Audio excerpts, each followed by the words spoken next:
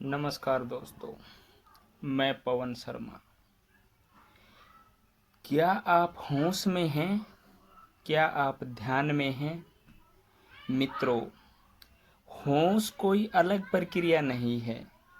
मैं आपसे कहूँ, दौड़ें और भोजन करें, या आपसे ये कहूँ, ऑफिस जाएं और सोएं। आप भोजन कर रहे हैं और आपका जो मन है वो ऑफिस में चला जाए। आप भोजन खा सकते हो, होश में या बेहोशी में, वो आपके ऊपर डिपेंड है। होश का अर्थ केवल इतना ही है, आप खाना खा रहे हो तो केवल और केवल आपका ध्यान केवल खाने में होना चाहिए। नहीं तो आपका जो खाना है, आपका जो भोजन है, वो बेहोश हो जाएगा। मैं आपसे ये नहीं कहता कि आप खाना खाओ, भोजन करते समय राम राम रटते रहो, फिर दो प्रक्रिया हो जाएंगी। आप भोजन भी कर रहे हो और राम राम भी रट रहे हो।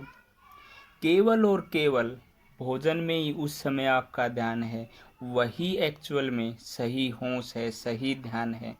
मैं एक दूसरा उदाहरण देता हूँ आपको। आप जब कोई भी काम करते हो, आप थक जाते हो, लेकिन जब आप खेलते हो कभी नहीं थकते, जबकि एनर्जी दोनों में लगती है। यही तो अंतर है होश और ध्यान का।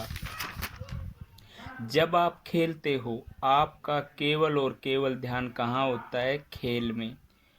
क्योंकि मित्रों, मन और शरीर के बीच का हिस्सा ही तनाव पैदा करता है और तनाव के कारण हमें थकान होती है।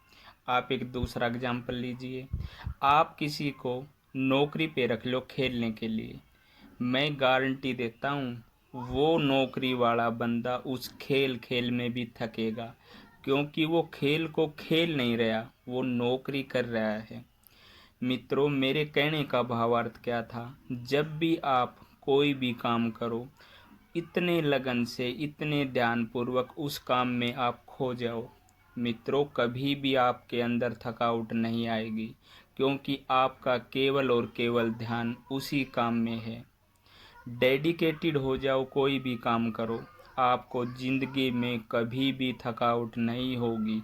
यही सही मायने में क्या है मित्रों? ध्यान। धन्यवाद दोस्तों।